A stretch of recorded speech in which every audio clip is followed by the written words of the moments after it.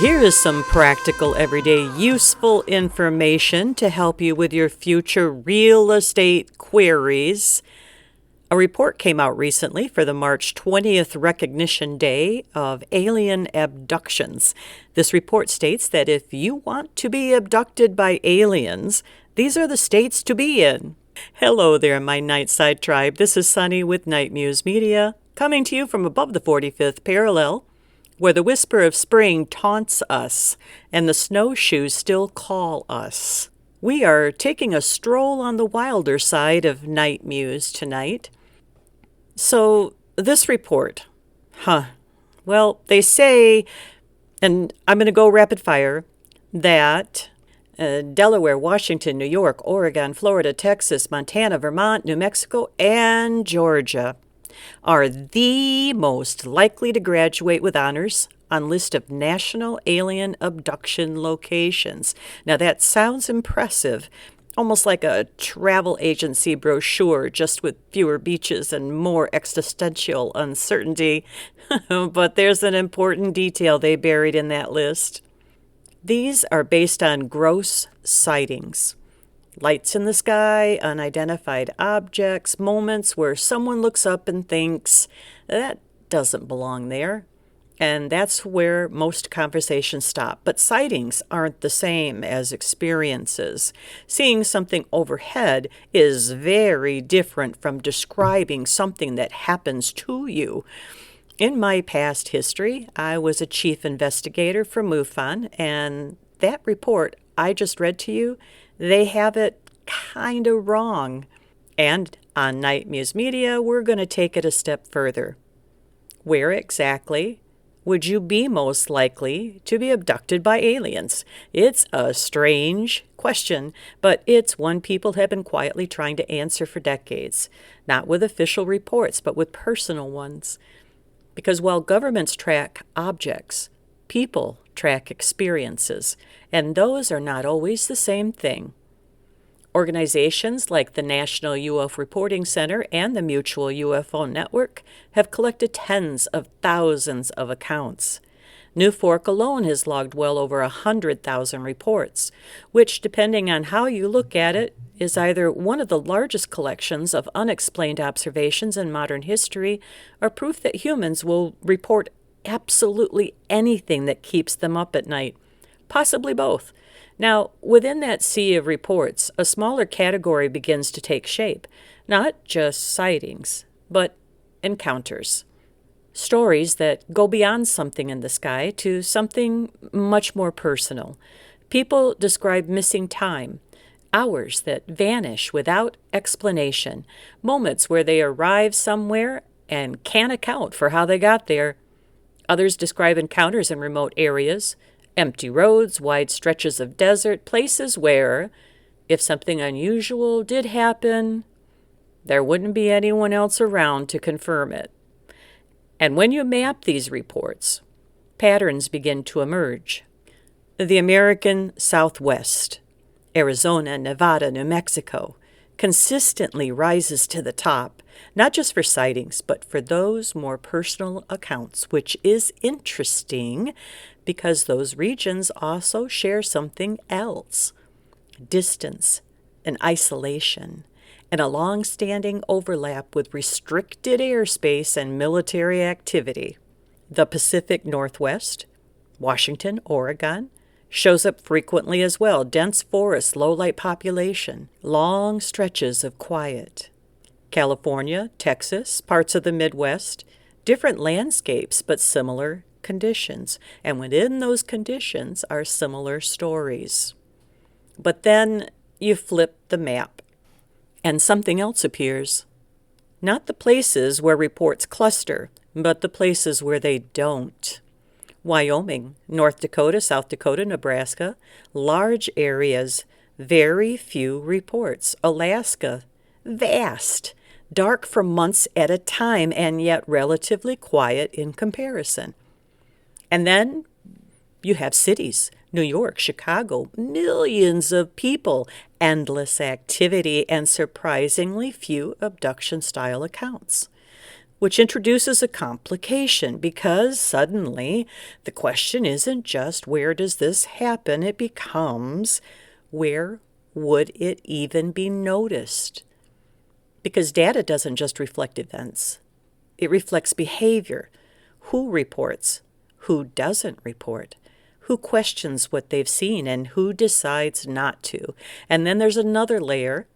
It's not volume, but proportion. Take a place like Wyoming. Overall, very few reports, quiet compared to other states, but within those reports, a surprisingly large percentage describe something more than a sighting, abduction-style experiences. Some analysis suggests that more than a quarter of reports from that region fall into that category, which really complicates things because now it's not just about where the most reports are coming from. It's about what kind of reports those places are producing. And suddenly, a quiet map doesn't necessarily mean a simple one. And that's before you even get to timing, because across decades of reports, there's another pattern that shows up with remarkable consistency. The night, late night, early morning, that narrow window where the world goes quiet and most people are either asleep or just beginning to wake.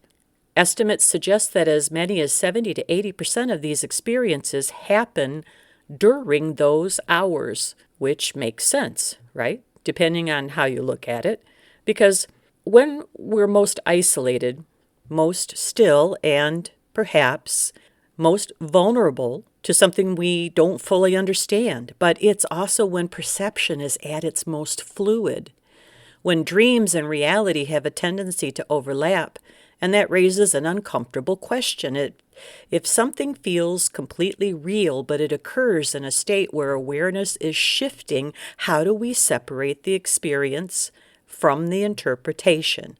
Of course, not all of them happen that way.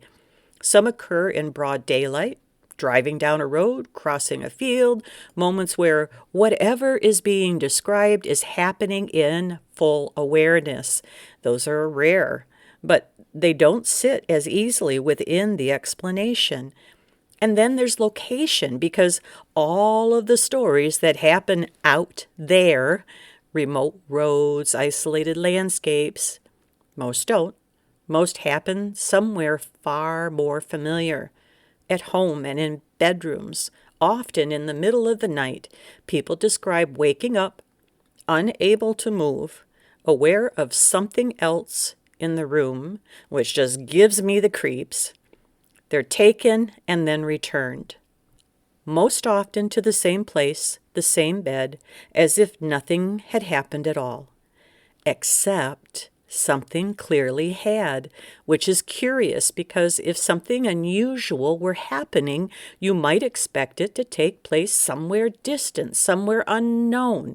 But instead, the stories keep returning to the most familiar place we have, home.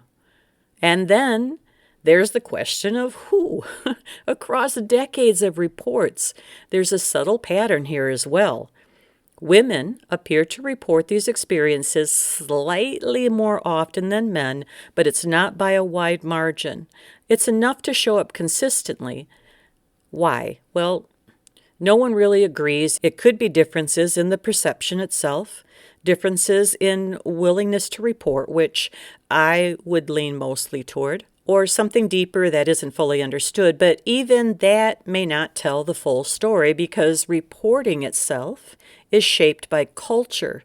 In Western countries, particularly in the United States, people are far more likely to describe these experiences in explicit terms. They say alien, they say abduction, and they say encounter. But in other parts of the world, similar experiences may be interpreted very differently as spiritual encounters, dream visitations, folklore, something rooted in belief rather than technology, which raises another question. Are we looking at different experiences or the same experiences, but described through different cultural lenses? Because what people report often depends on what they believe is possible, but the pattern remains. And after all that, The where, the when, how, who. There's one final detail, and it's the one that tends to linger. And this one is bothering me the most about this whole affair, is age. A majority of reported experiences involve people under the age of 40. Now think about that. That alone is not what makes it interesting. What makes it even more interesting is what those same people often say next. When it began, because again and again they don't point to adulthood. They point to childhood, moments that didn't make sense at the time, experiences that were dismissed or forgotten, or simply left unexplained until later, which raises a question that doesn't have any easy answer. If these experiences are being reported in adulthood but remembered from much earlier, are we looking at something that starts early and continues quietly over time, or something that only becomes meaningful once it's seen through a different lens? Because sometimes it's not the event itself that stays with you, it's the pattern. And in this case, the pattern begins very early. But why, if you experience this from childhood into adulthood, does it taper off after 40? That's my burning question. And I think most intelligent people out there can assume where my mind is wandering. Follow the signals, question the noise. I'll see you again on the night side.